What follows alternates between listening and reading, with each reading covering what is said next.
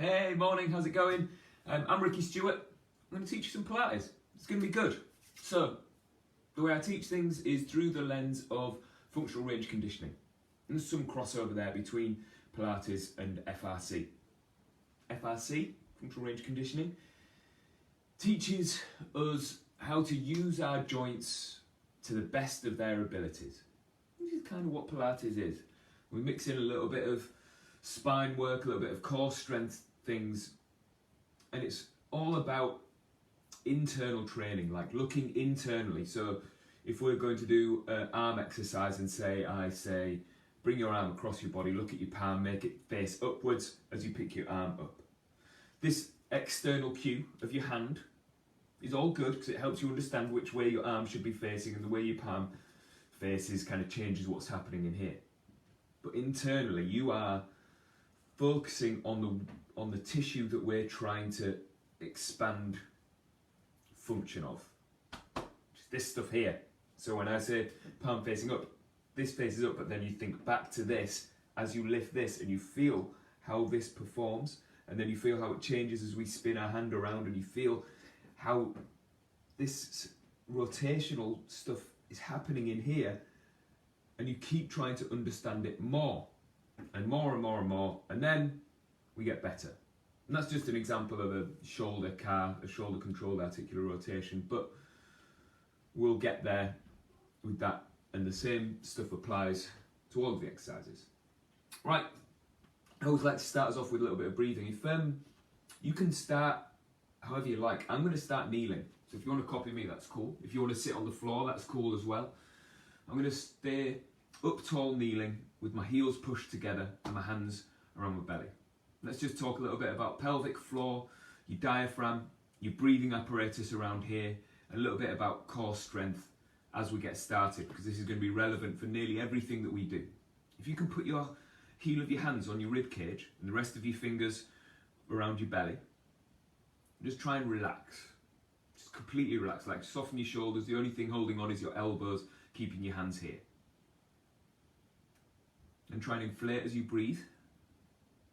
Make it nasal breathing as well. And try and make your breathing quiet so you can't hear it.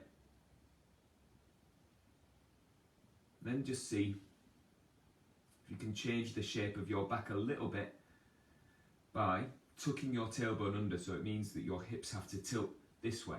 So you're kind of pulling belly button towards your sternum just a little bit. Can you still breathe and still kind of relax here? Then, can you make your bum muscles tense by pushing your heels together? And then start pulling your pelvic floor up and still be able to breathe. And make it like this stuff here is all expanding. You are like a balloon inflating as you breathe in. And then under control, you breathe out. And then see if we can make a little bit of tension here.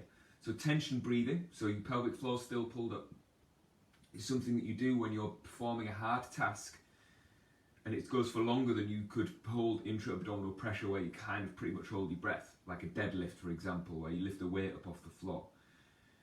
You're going to see if you can push heels together, pull pelvic floor up, make this stuff tense, but still inflate. So you can hold tension with these muscles wherever you are in your breath. And I kind of like it when we do exercises that you breathe in as you push, breathe out as you pull, or any kind of like breathe in as you extend, breathe out as you flex. All of that is lovely, but I don't work like that in real life. In the gym and doing exercises, that's fine, still tensing your belly and breathing while I'm talking.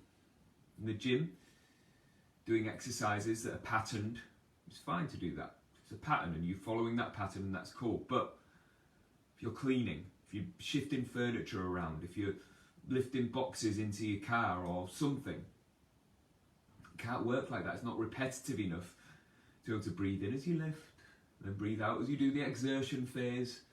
And then you see what I'm saying, that like patterned thing doesn't work when you've got one thing to lift, there's one shape, and then you lift it and walk a few steps, and then you've got to put it down. You can't do that. You've got to be able to hold tension here wherever you are, keep pulling your pelvic floor up and keep breathing. Okay, and then put your hand on your chest, and then put your hand over the top of that other hand. I want you to squeeze your rib cage with your elbows and go into extension. So you're going to lengthen everything here and be able to breathe here. And still feel like you're expanding this stuff. It's going to be hard because this stuff here is stretched out. This stuff here is kind of scrunched up in your back. And pelvic floor is pulled up. It changes things. And then do a little crunch. So you kind of curl over, shoulders down, and do sternum to belly button now, where you're trying to curl your spine over so it's nice C shape, hand on your chest, and breathe here. And still feel like you can make a bit of tension and expand. And it doesn't have to be the deepest breath, because maybe you can't fill your lungs all the way up, but you can breathe enough to perform. Keep pulling pelvic floor up. Okay, then let's think about our spine and these muscles around here. So core work, anything strengthening these muscles around here, anything toning this stuff here, is spine work. And the spine work is super important. So if you can come down into all fours, if your wrists don't like all fours, then use a piece of furniture and put your hands out on something like this, and it'll take the pressure off your wrists, and it'll be the same deal. So I want you to come up into cat pose like this. Tuck your chin and feel everything stretch. See if you can tense your bum muscles here. Maybe push your heels together to feel bum muscles tense. Hold this here and then tilt lumbar spine. Starting from the coccyx, trying to segment each individual segment as you come down, lower and lower and lower and lower. Keep coming, keep coming, keep coming. Keep your shoulder blades spread so your chest stays high, and then look up. And then start from lumbar spine again. And then tuck your chin. And then every time, starting from lower back, trying to separate out each individual vertebra, because you'll have a habit of movement from the spine. You might have just one little hinge point that everything goes through the lens of the same bit, boom, doing the same thing. Every time you have to move your back, it's that middle spine, like thoracic junction where your thoracic meets lumbar. You might only ever go through there. I want you to be able to separate the load of life and share it between every individual vertebra, because they all do their job. They all can do their individual movement. Keep this going now. We've got into this movement for a bit. Keep it moving. I want you to make this feel like it's core work. So can you tense your belly? It might help if you try and pull the floor or pull whatever piece of furniture your hands are on towards your knees. And you should be able to feel the muscles here tense. Keep dragging that and hold it as you segment your spine. Keep dragging the floor towards you no matter what. Keep pulling, keep pulling, keep pulling. It'll make it change. And work out what your breathing has to do, and then work out and see if you can do a couple more with pelvic floor pulled up as well. Work out what breathing you have to do to be able to do this with tension on in the belly. Yes, there we go. And then coming back up onto your knees again. Put your hands onto your chest, heels together, push your hips forwards. Pelvis now is over the top of your knees, and it's not going to dip back, it's not going to dip to the side, it's not going to rotate.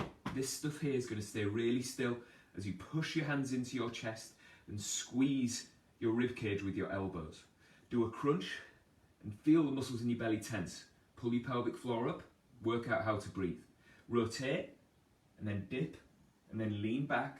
We're doing thoracic or spinal segmentation cards. Every time you come to the front, change direction. If this is the first time you've done this, it's kind of hard to say everything that's going on, because there's a lot going on. But if you can make it look something like mine, then you're on the way. I'm trying to find the corners of where my spine can perform and move slowly and get myself to be able to control these shapes and be able to catch tension where I want notice my breathing, it's getting a bit shorter because I'm getting tired. My breathing apparatus, all of this stuff around here, is having to move my spine around. My diaphragm is still trying to perform. My pelvic floor is still trying to perform. I'm making this team good at whatever shape I happen to be in. So there's no surprises in real life. There's no situation where I'm rotated and having to create force that my back's going to be like, nope, you're not doing that, and then something pulls or hurts or get some kind of damage to a disc or anything like that, because I know all of these shapes. Keep pulling your pelvic floor up. Let's go for a couple more.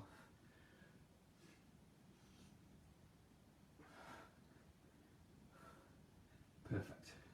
And then coming up in standing, let's think about our spine and the strength of this stuff here, and realise that it can either be a team with everything else like legs and arms, or this can be a stable base for your legs and arms to push against. So let's think about it being a stable base, so that when you balance on one leg, and you can cheat for balance, by the way, you can use a bit of furniture or something, but if you're good for balancing, then balance. You're going to balance on this left foot and just hang this right leg. See if you can tense the bum muscles to keep this pelvis really stable, keep your spine really stable. Nothing can shift here. Point your toes on this leg and show me internal and external rotation of this hip. And feel it. Feel every millimetre of it, not just the ends. It doesn't just click, click. It's everything in between, and how you get to external rotation to internal rotation without moving your pelvis. Keep this moving. Right. Think about that now as we do full range rotation of this hip. So if you pick up this knee a bit higher, then pick your heel up towards your shoulder, make your spine and your hips stable, then swing this out until it finds an end, like you're stretching this stuff with the strength of the bum muscles, then swing this heel back for hip internal rotation. So you should be showing me the front of your thigh, and then drag this knee back until it's in line with the other knee. Tense your bum muscles, and knee to knee. And knee up. Pick this heel up towards your shoulder, swing it out until you stretch this, and pick this heel up, drag this knee back, knee to knee. Now, if this is kind of new, your lower back and your pelvis might be just joining in for the ride. It might be doing this.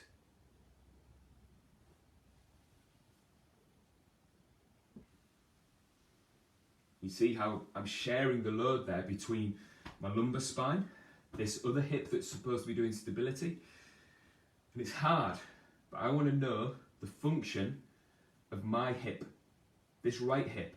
This is what I'm practicing right now. I'm feeling the end ranges, feeling what feels weak, feeling what feels strong, and trying to expand my neuromuscular connection to this, so that my coordination for this hip and its ability to take load, to be able to propel me through life, is good. I've got a good hip because I can feel it and I can see. If I don't have a good hip here, I'll just swap legs because you're going to swap legs as well. If I don't have a good hip, then maybe I'll just share the load and my lower back will pick up the slack. And if my lower back picks up too much of the slack and it's got its own stuff to do, maybe that's too much for my lower back or your lower back. But we'll see. If you get a sore lower back, okay, internal, external rotation, that is tired already from doing the stability, from doing the standing. So everything's stable, breathing still, pelvic floor pulled up if you can, just for a bit of practice of that. Can you feel this axial rotation from the hip? And try and understand it. That's it. And then heel picks up. So this heel comes towards this shoulder. How high can you get it?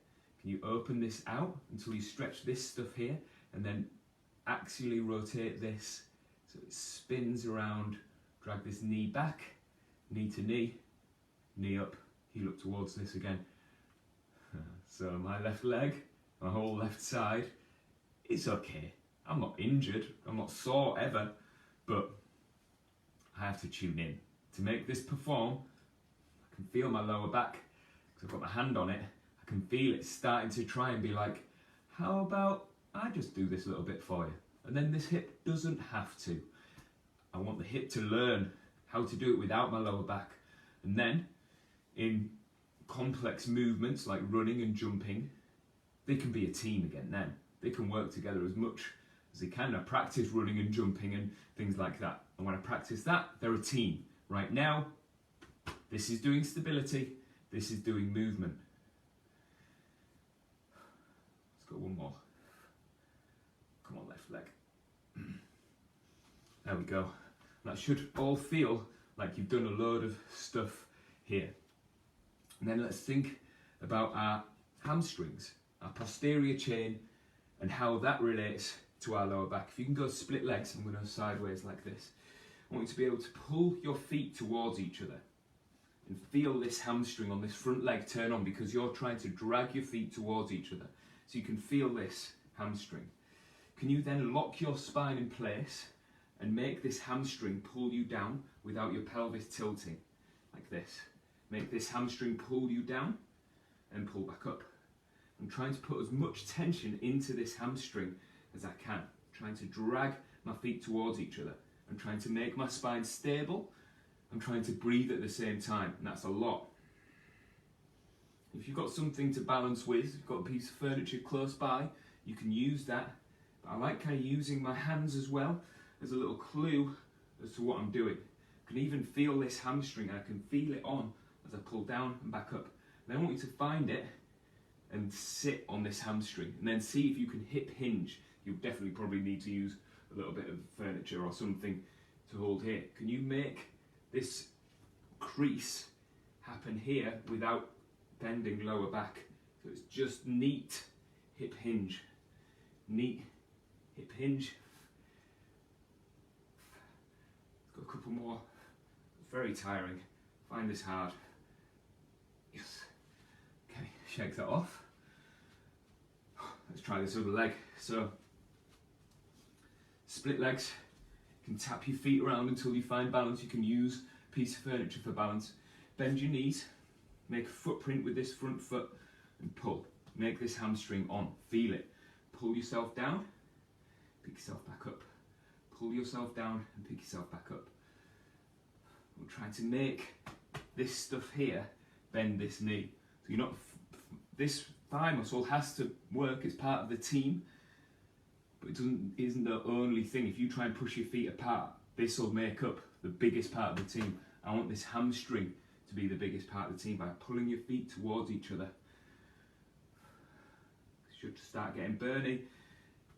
Your lower back, is your thoracic spine staying set. A couple more. Last one.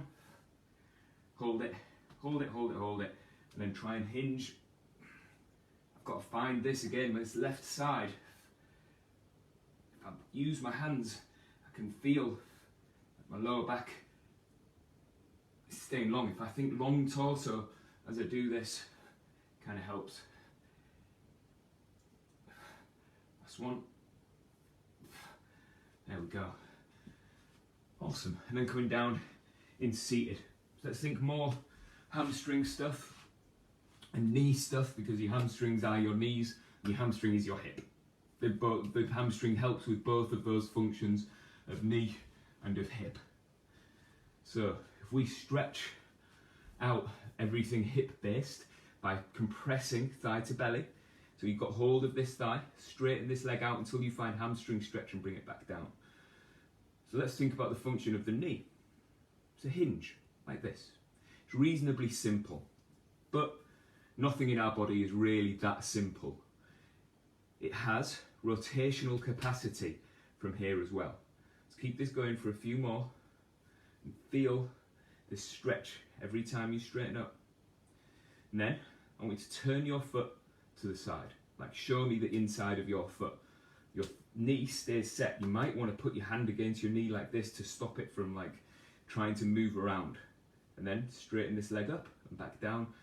So you've put your knee into tibial external rotation because it's rotating outwards from the tibia. And look for this hamstring stretch every time. Pull pelvic floor up, sit up as tall as you can. That's one. Yes. And then go internal rotation. So if that's external, this is internal. And you're trying to turn this tibia internally. So you can feel it turning across. Straighten this up and back down. I feel a stretch here. down the side of my calf. You might not. We're all different. You need to work out what you're working with, and remember, this is internal training. A couple more. And last one. And then just have this at a 90-degree angle and then see if you understand this tibial rotation. Because it's important.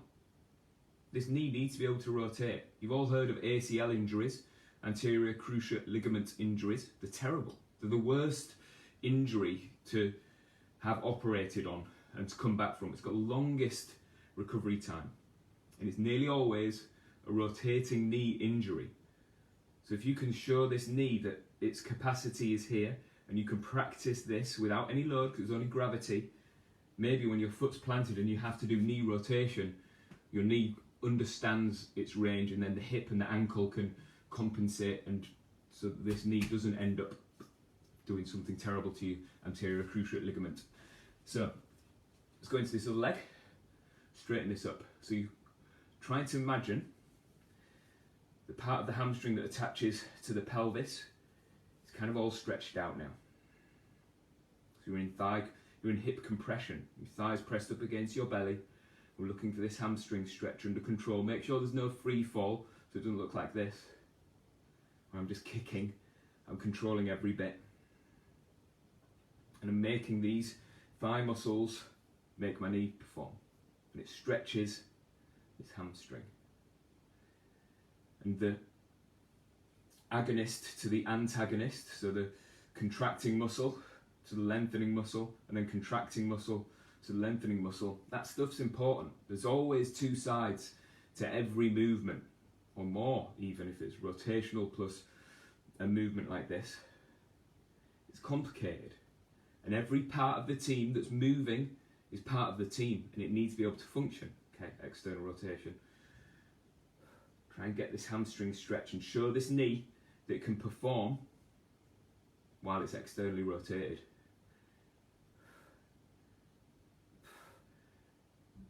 You might get these little judders, central nervous system saying, "What are you doing? That's brand new. I don't know how to do that." Teach it. Teach the central nervous system that look at this little judder. Come on, left leg. Teaching it that this knee in this position is something that's available to me, and I can do it. I can learn from it. I can create force and take force, and this knee can perform. Okay, internal rotation. Big stretch for me here on the outside of my calf. Try not to let your hip do this internal rotation. Try and make it from the knee. So if I put the heel of my hand against the inside of my knee like this, kind of blocks me a little bit. This is arm training as well. This bicep here is getting tired. Last one. Amazing. Okay, so we kind of looked at hips, posterior chain, hamstrings, knees. Let's get back into core stuff, ab work. So like I said at the beginning, all spine work is core work, all core work is spine work. So back up onto your knees. This is one of my favourite places to get myself to understand how these muscles work. I want you to do the hardest crunch you've got. So you push your hips forwards and you try and curl your spine over. You should be able to feel like all of your t-shirt down your back is stretching, all the t-shirt down your front is scrunching up, and hold this here and make these muscles tense. Can you then go into extension and make all of your t-shirt down your front stretch out and scrunch up your t-shirt down your back? Maybe even squeeze shoulder blades together. This is like a bungee rope. Can you pull it back and go into extension, pull it back and go into extension? So we talk a lot, keep this moving while I'm talking, talk a lot about spinal stability in exercises. So when you do plank, when you do a deadlift, when you do a squat, your spine doesn't shift. I believe, keep this going, that your spine, or any movement, if you can't move it really well, you can't make it stable really well either, because it'll just slot into wherever its habit is. And if you sit in the same position all the time, and you don't know how to articulate out of it with strength, a couple more, then how do you expect the spine to be able to keep you stable in something like plank, which we might have a little play around with in a minute. Then I want you to hold whatever neutral is. I don't really like talking about neutral spine because I don't believe it's a thing. Our spine is constantly in a state of moving. Even if you sat at your desk, you should be doing spinal fidgeting. so that you don't just put all of your load through the same lens, through the same structure all the time, so it starts breaking down because your 8-hour day in front of a computer is too much. Find somewhere kind of normal, that's just upright, and then see if you can make this stable as you can. And I don't want you to fight against yourself. I want you to try and do a crunch, but you can't because you're tensing too hard. Pull your pelvic floor up, try and do a crunch harder, but you can't. And then try and go into extension, try and pick your chest up, but you can't because this is holding you back, and you can feel these muscles fighting against here, and it's this ability to fight against yourself that can create a real, stable, bulletproof spine. Push your heels together, try and sit up, try and crunch, try and sit up, try and crunch, try and sit up, and relax. So that is real isometric strength for me. You know what an isometric exercise is, something like a plank. Nothing's moving, I'm just holding myself strong. That's isometric. Unfortunately with isometrics though, you can be lazy, you can be efficient. Efficiency is good in real life, but in exercise we're trying to create stress on the body so that it performs at a higher level than what you turned up with. You persuade your body it's capable of more, you keep some of that, you get stronger, you get fitter, you lose some weight, you burn some calories, and that's a great story. But doing a plank, let's get into this and think about what we just did there with that try and crunch, try and extend, try and crunch, try and extend. Can we do that while we're in plank? Let's talk about plank quickly first. I want you to find all fours, but a little bit more open. So you walk your knees back a little bit. Get your head forwards of your hands. Push your heels together so your bum muscles tense. Come into cat pose, so your chest pushes up. You pull sternum to belly button, and you feel the muscles in your belly tense. Tuck your toes under, lift your knees, and then try and drag your feet towards your hands. You're going to try and pull them there. You're going to try and do this, but you can't because your feet are glued to the floor. Look at my lower back and see how it's not collapsed down like this. Because if I did a plank like this, you could come back and get me in 20 minutes and I'd still be here. My elbows would be tired and my wrists would be tired, but my core, my abs, is doing the bare minimum. Try and crunch that up and try and pull your feet towards your hands. Keep pulling, keep pulling, keep pulling, ramp it up, going 3, 2, 1. Cool. So that's you versus your body. And that's what plank should be. I don't like an arbitrary hold the plank for a minute and everyone struggles for a minute and then they'll go, yes, I've got to relax. I'd rather see you do plank for 15 seconds with maximum voluntary contraction so that you are neuromuscularly strong and connected to everything around here. And you can feel stuff fighting, and we can explore that. An exploration of isometric movements or isometric holds is fantastic. So let's explore it. Let's see if you can feel yourself fight into different shapes, but you don't let yourself move because this maximum voluntary contraction of here is on. So come into plank again. So knees down first. Get yourself set. Chest pushes up. Breathe a little bit so you don't hold your breath. Tuck your toes.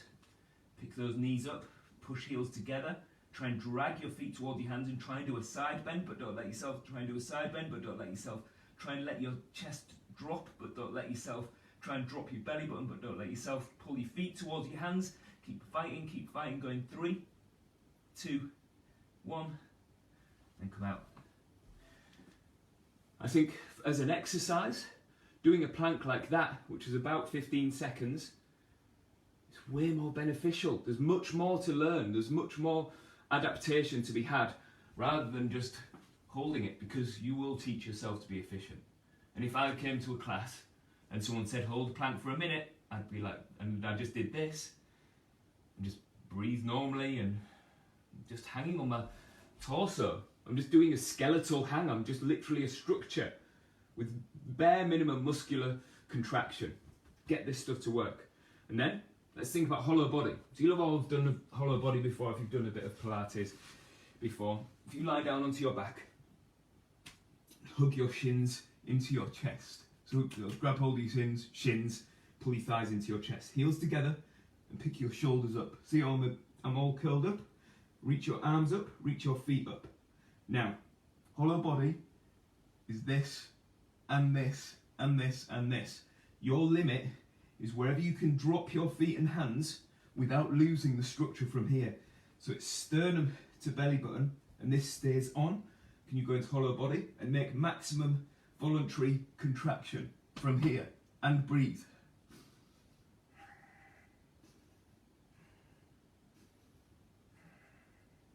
And then give it a little rest. So think about how that is the same as the plank that I've just taught you. Gravity's just flipped over. The load of the world is just flipped over. In hollow body, it's on your chest, it's on your front. In plank, it's on your back. Gravity's pushing down through your back, through your hands. It's the same thing though, it's the same maximum voluntary contraction from here. So let's see if we can get into this again and do a maximum hold. So when you bail, and it's okay. Heels pushed together, do a little crunch, reach your arms up, reach your feet up, drop your hands, drop your feet behind you, make yourself as long as you can. If it's here, and that's your limit, that's your limit, that's cool. If it's here, and you're really good, then that's cool as well, but that's a lot heavier, it's harder. 3, 2, 1. So much harder when you've got to talk as well, by the way. So let's think about that stable spine, how we can relate that into movement outside of Pilates and outside of exercise. I want to be able to move my hips while I have a stable spine. It's just something that I need to be able to do, to push my broken down banger of a car occasionally, once every 5 years or something. I just want to be ready for this stuff that I can push against something, make this stable and make my hips move and create force. So let's see if we can get that. Hold hollow body. Do a little crunch. Reach up, reach feet up, open out, and then bring one knee into your chest and hold it here. Get this to compress, lower back press into floor, and then swap and hold it. Try and pull this down and swap and hold it and try and pull this down. This straight leg, I want this bum muscle on.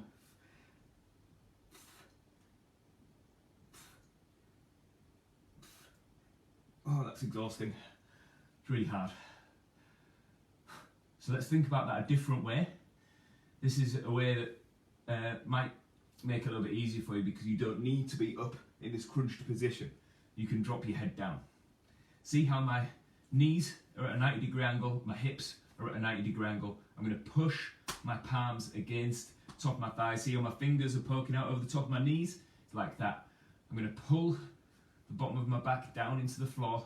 I'm pushing my knees into my hands into my knees. These are fighting against each other. You couldn't pull these apart. And push. Push and breathe.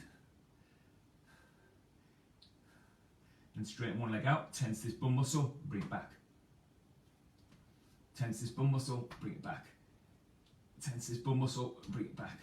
Every time you bring it back, your hands push hard into your knees. Oh, it's so hard. If you can keep going, keep going. If you need to have a little rest like I just did, then you can have a little rest. Tense this bum muscle, bring it back. Tense this bum muscle, bring it back. Tense this bum muscle, bring it back. Oh, it's tough.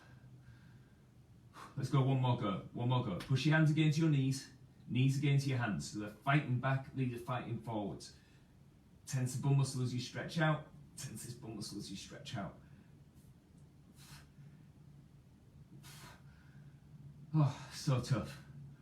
Okay, and then coming up and into 90-90. It's one of my favourite positions to work from because it's a challenge for me, and it puts our hips into internal rotation on the back leg, external rotation on the front leg. I want you to prop yourself up so you're upright as you can be. My spine is doing a little bit of a C shape this way, especially here in this bit. It's kind of shifted across. I'm going to try and pull it across a bit, but I'm limited by my hip mobility here, and so will you be, and that's okay. I want you to try and feel the outside of this hip as you lift this shin. Lift it and feel the outside of your hip. You should feel it working. Point your knee up, point this foot forwards, and then externally rotate this knee. So you try and turn your knee out to the outside of the room. Pick this knee up, and drag it back. Hold it up off the floor. Point this knee up, point this foot forwards, externally rotate, make these hip flexors perform. Knee up, foot back, knee up, foot forwards. knee up, foot back. And remember what I said at the beginning about internal to external cues. Think about your hip. Think about the function of what is happening here and try and feel it all the way through. Don't think about the external, moving your foot around. Think about what is actually happening in your hip. As a teacher, I can't just give you the cues internally, like feel your hip externally rotate as it flexes, because it just wouldn't land. No one would know what I was talking about. I'm starting to cheat. I'm starting to lean out of the way of this. I'm going to try and stay upright.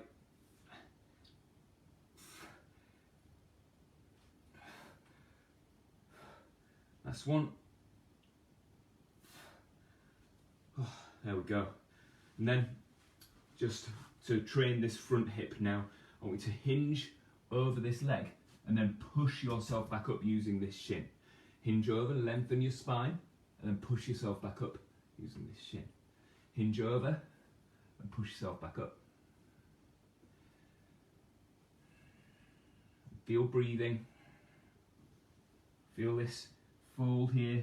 You push back up. A couple more. One more. Yes. And swing this leg around, and we're into 90-90 this way. Sorry, I didn't really go into much detail about 90-90. If you've never done it before, the easiest way to get into it is sit on your bum, pick up the leg that's going to go behind you, in this case it's my left, and put it behind you like this. Okay, sit up as tall as you can. We're going to lift this shin. Point this knee up, point this foot forwards, and try and turn your knee to point out away from your body. Point this knee up, drag it back, knee up, external rotation.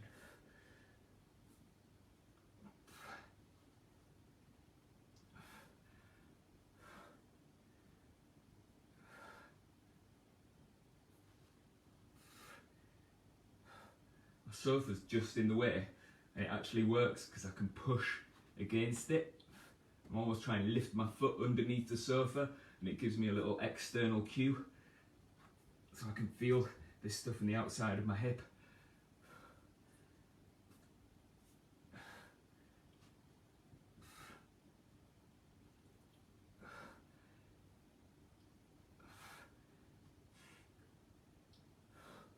One more.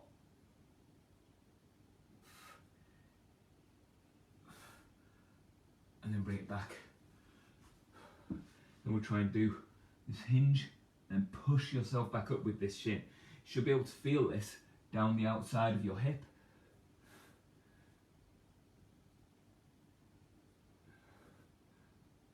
Lengthening your spine.